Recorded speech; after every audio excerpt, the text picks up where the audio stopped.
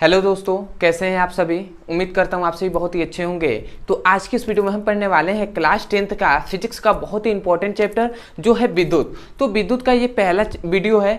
इस वीडियो में हम सब कुछ जानेंगे और बहुत ही अच्छे से समझेंगे विद्युत में जो भी चैप्टर आते हैं, जो भी टॉपिक आते हैं उसे। तो सबसे पहले ये आता है कि भैया विद्युत कहते किसे हैं। सबसे पहला तो यही होता है कि विद्युत इलेक्ट्रिसिटी होता क्या है। तो याद रखेंगे दोस्तों, इलेक्ट्रिसिटी जो होता है, जो विद्युत होता है, वो ऊर्जा का एक रूप होता है जो आवेशों के कारण उत्पन्न होता है।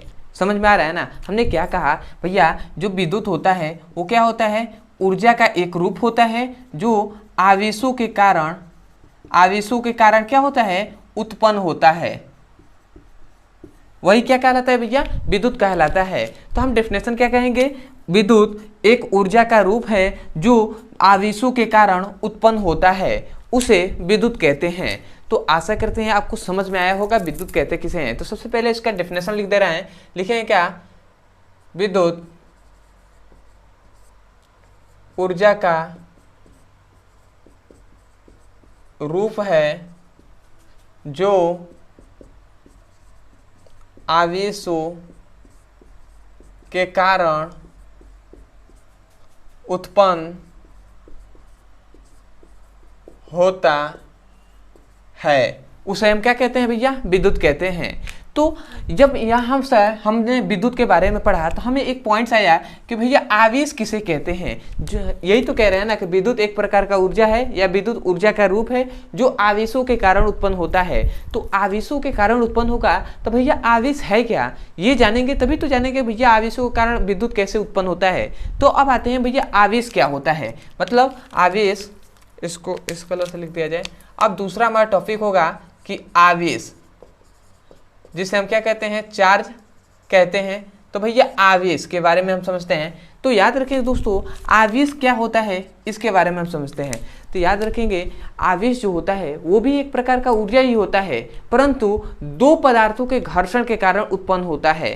क्या बताया हमने कि भैया जो आवेश होता है ये भी एक प्रकार का ऊर्जा ही होता है, परंतु क्या होता है, जब दो पदार्थ आपस में घर्षण करेंगे, जब इन दोनों दो पदार्थ हैं, ठीक है, और जब दोनों पदार्थों के बीच क्या होगा भैया, घर्षण होगा, तो क्या होगा, आवेश उत्पन्न होता है। मतलब आवेश एक प्रकार का ऊर्जा है जो दो पदार्थों के घर्षण के कारण उत्पन्न होता है, उसे ही हम क्या कहते हैं भैया, आवेश कहते हैं। ठीक है, तो आवेश का भी डिफिनेशन क्या कहेंगे, आवेश एक प्रकार का ऊर्जा है जो दो पदार्थों के घर्षण के कारण उत्पन्न होता है, उसे हम क्या कहते हैं भैया, आवेश कहते हैं, अर्थात चार्ज कहते हैं। तो यहाँ पे सबसे पहले डेफिनेशन लिख रहे हैं, उसके बाद हम इसके बारे में थोड़ा सा और चर्चा करेंगे। ठीक है, तो इसका डेफिनेशन हम क्या कहेंगे, आवेश एक प्रकार का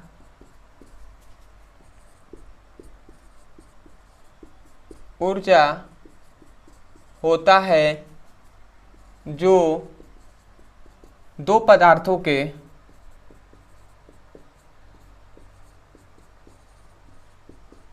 घर्षण के कारण उत्पन्न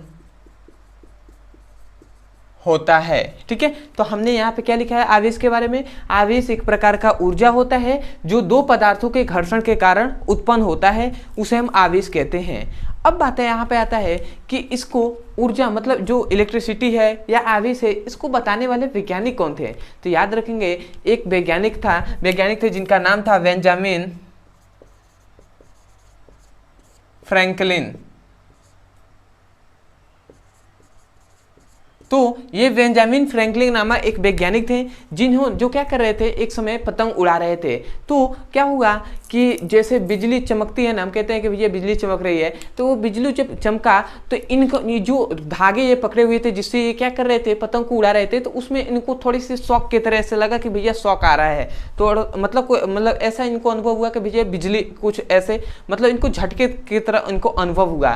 तो यहीं से इन्होंने क्या निकाला भैया, इन्होंने विद्युत के बारे में थोड़ी सी से और क्या किया, प्रयोग किया और उससे बताया कि इन्होंने प्रयोग किया और बताया कि जब दो पदार्थ आपस में घर्षण करेंगे ना, जब दो पदार्थों के बीच घर्षण होगा, ठीक है, तभी क्या होगा, विद्युत उत्पन्न होता है। और वो जो लाइट चमकती है, जो बिजली चमकती है, वो वास्तव में क्या होता है, विद्युत होता है, ठीक है, वो प्रकाश नहीं होता है, वो विद्युत होता है। जैसे उन्होंने कहा कि जब दो बादल या जो दो से अधिक बादल आपस में जब घर्षण करते हैं, आपस में टकराते हैं, तभी जाकर क्या होता है, वो जो बिजली चमकती है, जो प्रकाश की तरह आता है, वो भैया आता है, वही क्या होता है, वो विद्युत ही होता है। तो वो कैसे होता है, जब दो बादल आपस में टकराते हैं। तो इसीलिए उन्होंने कहा कि जब दो पदार्थ आपस में टकराते हैं या जब दो पदार्थों के बीच घर्षण होता है तो इनका क्या होता है, आवेश उत्पन्न होता है, ठीक है। तो यही इन्होंने कहा कि आवेश एक प्रकार का ऊर्जा है जो दो पदार्थों के घर्षण के कारण उत्पन्न होता है, ठीक है। तो आशा करते हैं आवेश के बारे में आपको समझ में आ गया होगा।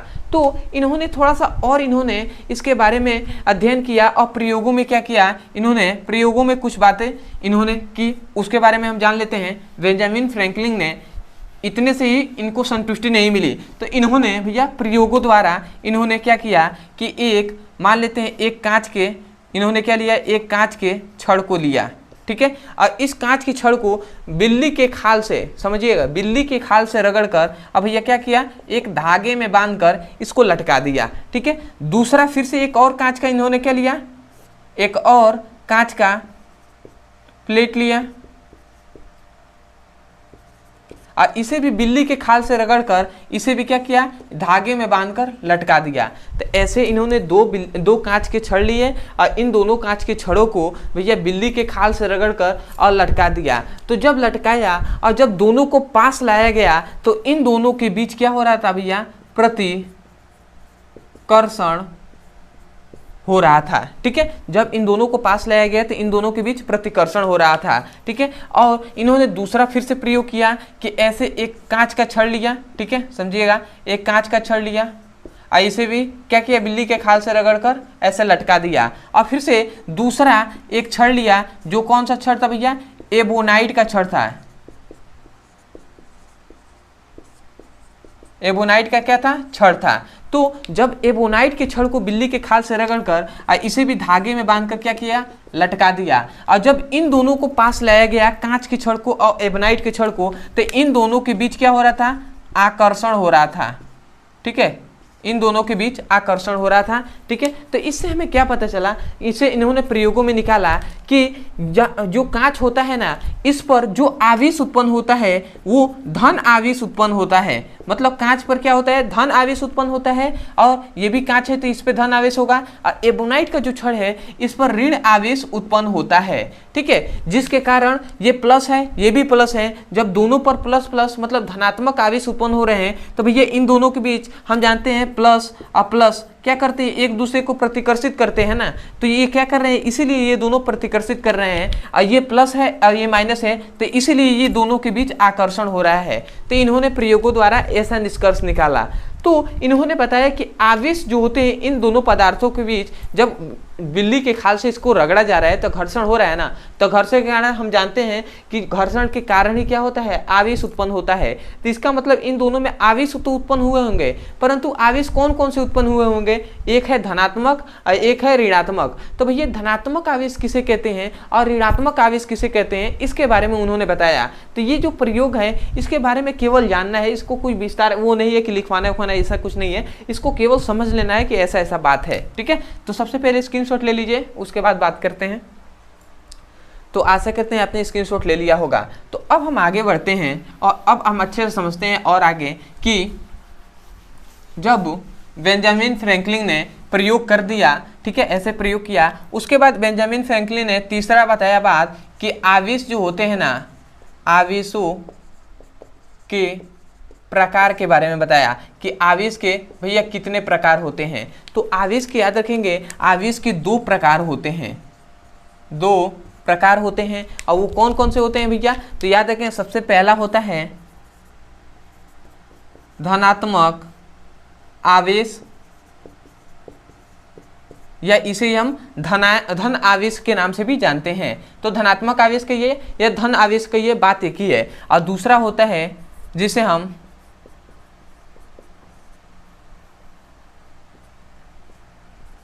ऋणात्मक आवेश के नाम से जानते हैं, या इसे ही हम ऋण आवेश के नाम से भी जानते हैं। ठीक है, तो धन आवेश, धनात्मक आवेश कहिए या धन आवेश कहिए, बात एक ही है, और ऋणात्मक आवेश कहिए या ऋण आवेश कहिए, बात एक ही है। ठीक है, तो भैया सबसे पहले इन्होंने बताया कि धनात्मक आवेश का इन्होंने डेफिनेशन क्या बताया कि जब दो पदार्थों के बीच घर्षण होता है तो जो पदार्थ इलेक्ट्रॉन को त्यागता है, जो पदार्थ इलेक्ट्रॉन को त्यागता है उस पर धन आवेश उत्पन्न हो जाता है। समझ में आ रहा है ना? और जो पदार्थ इलेक्ट्रॉन को ग्रहण करता है उस पर ऋण आवेश उत्पन्न हो जाता है। यही इन्होंने डेफिनेशन को बताया।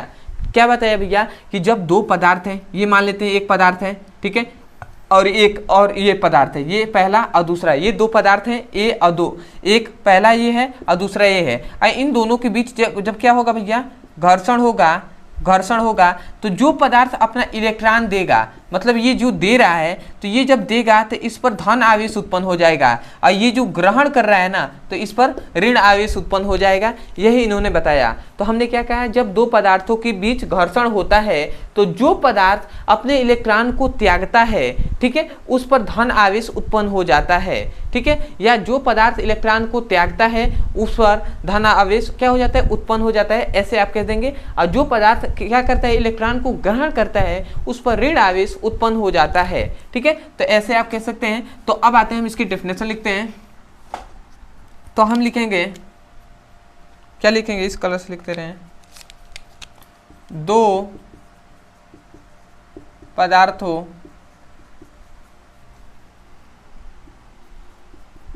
के बीच घर्षण के पश्चात, मतलब दो पदार्थों के बीच घर्षण के पश्चात जो पदार्थ अपना इलेक्ट्रॉन त्यागता है उस पदार्थ पर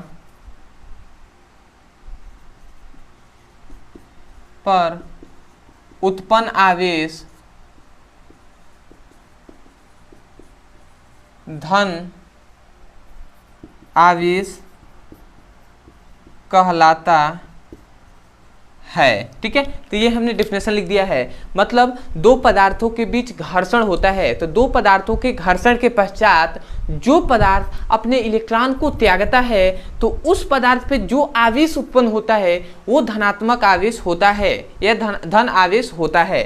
ठीक है, तो यही हमने लिखा है कि जब दो पदार्थों के बीच घर्षण के पश्चात, मतलब दो पदार्थों के घर्षण के पश्चात जो पदार्थ अपना इलेक्ट्रॉन त्यागता है उस पदार्थ पर उत्पन्न आवेश धन आवेश कहलाता है। ठीक है, अब आते हैं ऋणात्मक आवेश पे। तो इसका क्या लिखेंगे, दो पदार्थों के घर्षण के पश्चात, दो पदार्थों के घर्षण के पश्चात जो पदार्थ अपना यहाँ पे अपना नहीं, जो पदार्थ इलेक्ट्रॉन को ग्रहण करता है उस पदार्थ पर उत्पन्न आवेश क्या कहलाते हैं भैया, ऋणात्मक आवेश कहलाते हैं। ठीक है, तो आप क्या कहेंगे, मतलब जो पदार्थ अपने इलेक्ट्रॉन को त्यागता है उसको धन आवेश कहते हैं। ठीक है, और जो पदार्थ क्या करता है, इलेक्ट्रॉन को ग्रहण करता है उस पदार्थ पे उत्पन्न आवेश क्या होगा, ऋण आवेश होगा। तो आशा करते हैं ये दोनों भी आपको अच्छे से समझ में आ गया होगा। तो अब आते हैं इसके मेन टॉपिक पे भैया, जो कि बहुत इंपॉर्टेंट है, जो होता है विद्युत विभव। ठीक है, तो विभव के बारे में जानते हैं और विभवांतर के बारे में। तो स्क्रीनशॉट ले लीजिए। ठीक है, तो आशा करते हैं आपने स्क्रीनशॉट ले लिया होगा। तो अब आते हैं सबसे इंपॉर्टेंट टॉपिक, जो होता है विद्युत विभव। तो भैया विद्युत विभव क्या होता है इसके बारे में भी हम देख लेते हैं। ठीक है, तो अब आते हैं हम विद्युत विभव। या विभव भी कहते हैं। तो भैया विद्युत विभव होता क्या है? सबसे पहली बात इसके हम अर्थ पे बात करें कि भैया इसका मीनिंग क्या होता है। तो याद रखेंगे इसके अर्थ ही होता है आवेश प्रवाह के दिशा बताने वाला कारक। ठीक है, मतलब आवेश प्रवाह की दिशा बताने वाला जो कारक होता है उसे हम विद्युत विभव कहते हैं। ठीक है, तो ये इसका मीनिंग हुआ कि जो भी मतलब ऐसा मतलब वो कारक जो क्या करेगा, आवेश किस दिशा में प्रवाहित हो रही है वही बताने वाला जो कारक होता है ना, वही विद्युत विभव कहलाता है। विद्युत विभव क्या बताता है कि आवेश किस दिशा में प्रवाहित हो रही है। ठीक है, तो ये तो इसका मीनिंग हो गया। तो क्या हम यही कहेंगे कि आवेश प्रवाह की दिशा बताने वाले कारक विद्युत विभव कहते हैं? क्या हम डेफिनेशन यही कहेंगे? तो भैया ये इसका मीनिंग है, डेफिनेशन ये नहीं है, और डेफिनेशन हम भूल के भी ये नहीं कहेंगे। अब आते हैं भैया इसके डेफिनेशन पे कि भैया इसका परिभाषा क्या होता है। तो यदि हम इसके परिभाषा पे बात करें तो सबसे पहली बात आती है कि किसी भी भौतिक राशि का फॉर्मूले से या चित्र से ही हम इसका डेफिनेशन करते हैं। तो इसका भी फॉर्मूला होता है, विद्युत विभव को V से दर्शाते हैं, और V इक्वल टू होता है W/Q। तो ये इसका क्या होता है भैया, ये इसका फॉर्मूला होता है, जहां भैया V क्या है, विद्युत विभव है, ये W है कार्य, और ये क्या है भैया, ये Q क्या है, आवेश है।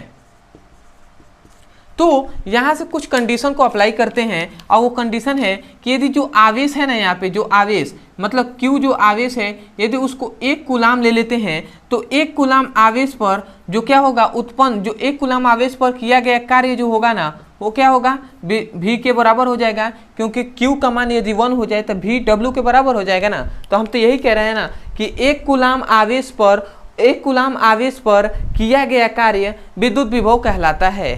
तो ये इसका डेफिनेशन है कि 1 कूलाम आवेश पर, ये 1 कूलाम आवेश है, तो 1 कूलाम आवेश पर किया गया कार्य विद्युत विभव कहलाता है। परंतु क्या ये सटीक डेफिनेशन होगा? तो भैया सटीक डेफिनेशन नहीं है। क्यों नहीं है? क्योंकि कार्य तो बहुत सारे होते हैं ना, बहुत सारे कार्य के प्रकार होते हैं। तो यहाँ पर 1 कूलाम आवेश पर कैसा कार्य किया जा रहा है ये हमें पता होना चाहिए ना, कि 1 कूलाम आवेश पर कैसा कार्य हो रहा है, तभी तो डेफिनेशन अच्छे से समझ में आएगा ना। तो इसको हम फिगर से समझाते हैं। ठीक है, तो मान लेते हैं ये कोई विद्युत क्षेत्र है। ठीक है, ये क्या है भैया, विद्युत क्षेत्र है। तो जो ये विद्युत क्षेत्र है, और हम मान लेते हैं इस विद्युत क्षेत्र से अनंत दूरी पर, कहाँ पे भैया, अनंत पर हम मान लेते हैं कि एकांक आवेश ले लेते हैं। मतलब क्या लिए हैं, यहाँ पे एकांक आवेश है। ठीक है, एकांक आवेश को भैया परीक्षण आवेश के नाम से भी जानते हैं। तो ये जो एकांक आवेश है इसको अनंत पे रखे हुए हैं। तो भैया एकांक आवेश जो है ना, एकांक आवेश को अनंत से विद्युत क्षेत्र के किसी बिंदु तक लाने में जो किया गया कार्य होता है वही क्या कहलाता है भैया, विद्युत विभव कहलाता है। तो यही से हम डेफिनेशन इसका सटीक करेंगे। क्या कहेंगे कि एकांक आवेश को अनंत से विद्युत क्षेत्र के किसी बिंदु तक लाने में किया गया कार्य विद्युत विभव कहलाता है। समझ में आ रहा है ना? तो आपको यहाँ से इस फिगर से डेफिनेशन को याद रखना है कि एकांक आवेश को अनंत से विद्युत क्षेत्र के किसी बिंदु तक लाने में किया गया कार्य विद्युत विभव कहलाता है। तो आशा करते हैं आपको डेफिनेशन समझ में आ गया होगा। तो मैं यहाँ पे डेफिनेशन लिख दे रहा हूँ। क्या लिखेंगे, एकांक आवेश को अनंत से विद्युत क्षेत्र के किसी बिंदु तक लाने में किया गया कार्य विद्युत विभव कहलाता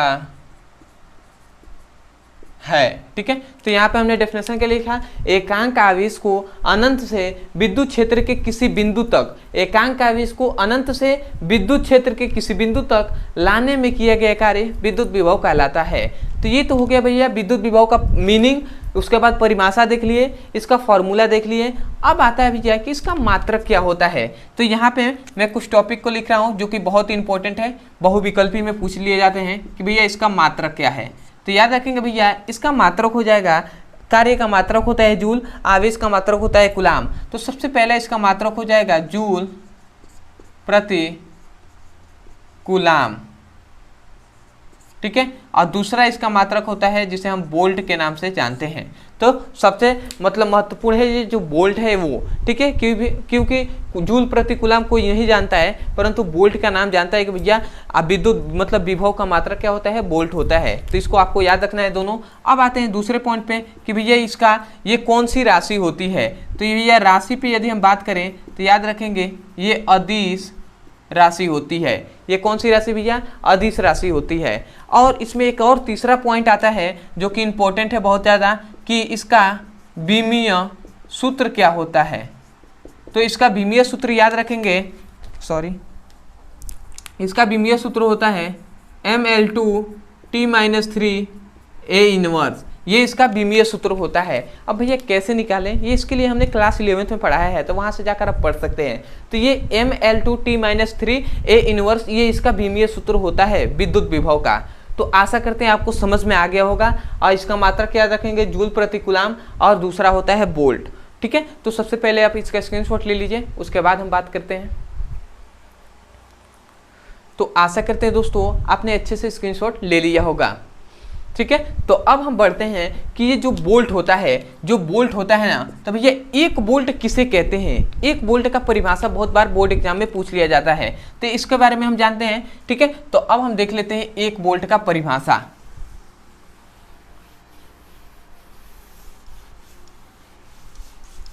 क्योंकि हम जानते हैं विद्युत विभव का मात्रक होता है वोल्ट, तो भैया एक वोल्ट कहेंगे किसे, ठीक है। तो अब हम देख लेते हैं हमारा पांचवा टॉपिक क्या हो जाएगा, 1 वोल्ट।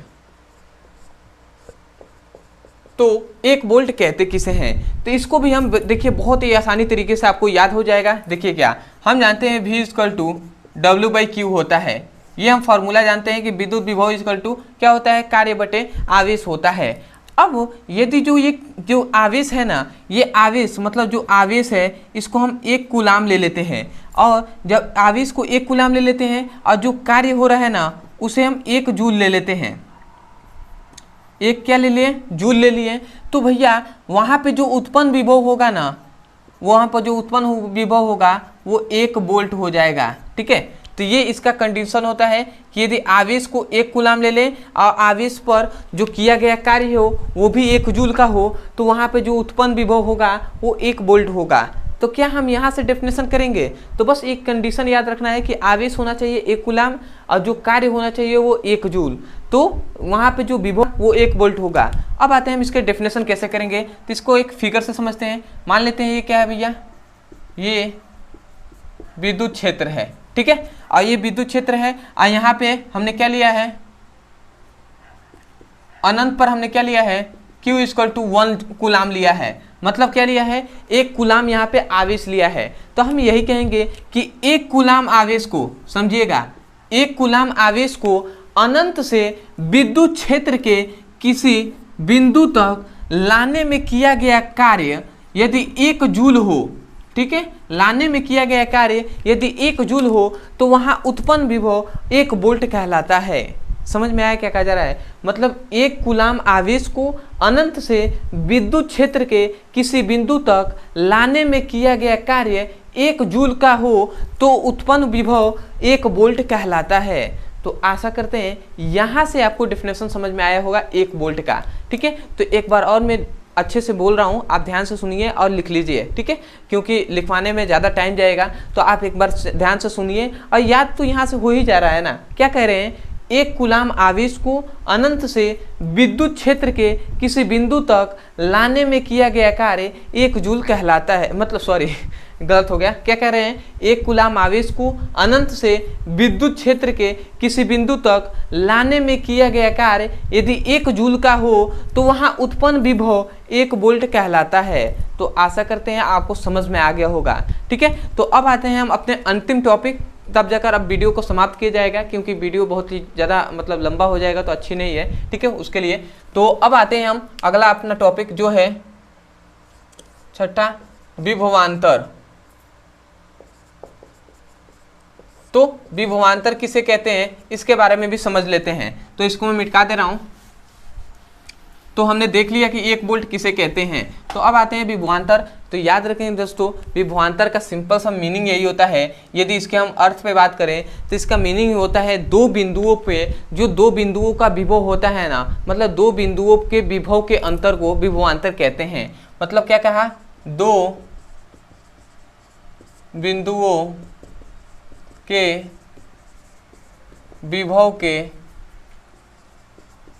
अंतर को क्या कहते हैं भैया, विभवांतर कहते हैं। दो बिंदुओं के विभव के अंतर को विभवांतर कहते हैं। तो इसका मीनिंग को हम समझते हैं। सबसे पहले तो मान लेते हैं ये कोई विद्युत क्षेत्र है, समझिएगा, ये कोई विद्युत क्षेत्र है और इस विद्युत क्षेत्र में हमने 2 पॉइंट्स लिए हैं, 2 बिंदु लिए हैं, एक है ए बिंदु और एक है बी बिंदु, ठीक है। और ए बिंदु पर जो विभव है वो भी ए है और जो बी बिंदु पर उत्पन्न विभव है वो क्या है भैया, भी बी है। समझ में आ रहा है ना। तो ये 2 बिंदु है ना, तो 2 बिंदुओं पर जो विभव उत्पन्न हो, विभव जो आ रहा है वही क्या होता है, भी ए माइनस भी बी। तो यहीं से तो हम कह रहे हैं ना कि विभवांतर किसे कहेंगे, मतलब 2 बिंदुओं के विभव के अंतर को, देख रहे हैं ना, ये पहले बिंदु का विभव है, ये दूसरे बिंदु का विभव है, तो 2 बिंदुओं के विभव के अंतर को विभवांतर कहते हैं। तो ये तो इसका मीनिंग हुआ, परंतु क्या डेफिनेशन भी यही होगा, तो मीनिंग कभी भी डेफिनेशन नहीं होता है, ठीक है। तो डेफिनेशन क्या होगा उसके बारे में समझ लेते हैं।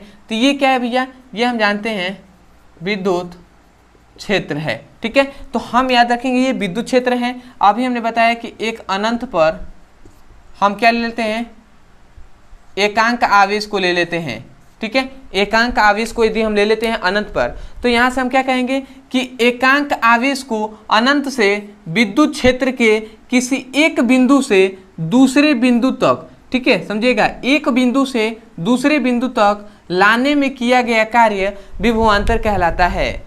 उसमें क्या कह रहे थे भैया कि अनंत से, मतलब एकांक आवेश को अनंत से विद्युत क्षेत्र के किसी बिंदु तक लाने में किया गया कार्य क्या कहलाता है, विभव कहलाता है। परंतु विभवांतर का डेफिनेशन क्या कह रहे हैं, एकांक आवेश को अनंत से विद्युत क्षेत्र के किसी एक बिंदु से दूसरे बिंदु तक लाने में किया गया कार्य विभवांतर कहलाता है। तो आशा करते हैं दोस्तों आपको भी विभवांतर अच्छे से समझ में आ गया होगा। तो मैं एक बार और ध्यान से बोल रहा हूँ, सुनिए, समझिए और उसे लिख लीजिए। तो क्या कहेंगे विभवांतर का, कि एकांक आवेश को अनंत से विद्युत क्षेत्र के किसी एक बिंदु से दूसरे बिंदु तक लाने में किया गया कार्य विभवांतर कहलाता है। आइए इसका फॉर्मूला भी होता है, याद रखेंगे, W/Q, यही इसका फॉर्मूला होता है। यही विद्युत विभव का भी और विभवांतर का ये फॉर्मूला भी होता है और ये भी फॉर्मूला होता है। तो ये दोनों फॉर्मूले का आपको याद रखना है। और मात्रक भी, जो मात्रक क्या हो जाएगा, इसका भी जूल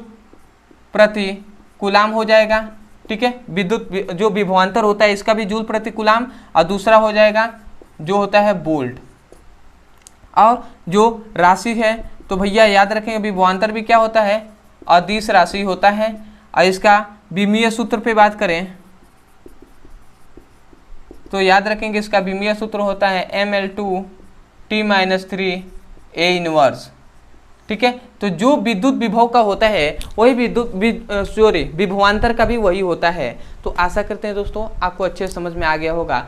तो मैं यही कहूँगा, यदि आप हमारे चैनल पर नए हो और आपको अच्छा लगा हो वीडियो और इस वीडियो से सीखने को मिला हो, तो आप हमारे चैनल से जुड़ जाइएगा, चैनल को सब्सक्राइब कर लीजिएगा, वीडियो को लाइक कर दीजिएगा और हो सके तो कमेंट सेक्शन में हमें जरूर बताइएगा कि आपको वीडियो कैसा लगा। अदरवाइज यदि आप जिस क्लास के भी स्टूडेंट हैं, यदि आप क्लास 10th के स्टूडेंट हैं, तो आपको इस वीडियो के डिस्क्रिप्शन बॉक्स में फिजिक्स और केमिस्ट्री दोनों का लिंक दिया जाएगा। उस लिंक पर क्लिक करके आप चैप्टर वाइज सीक्वेंस में एक एक करके वीडियो को पढ़ सकते हैं और अपने सुंदर से नोट्स बना सकते हैं। अदरवाइज यदि कोई भी टॉपिक समझ में नहीं आता है तो उस टॉपिक का केवल नाम लिखिए यूट्यूब पर, अंत में हमारे चैनल का नाम लिख दीजिए, वीडियो आपको वहां से मिल जाएगा, वहां से जाकर आप अच्छे से पढ़ाई कर सकते हैं। तो चलिए दोस्तों आज के लिए इतना ही, मिलते हैं अगली वीडियो में, तब तक के लिए धन्यवाद। जय हिंद, जय भारत।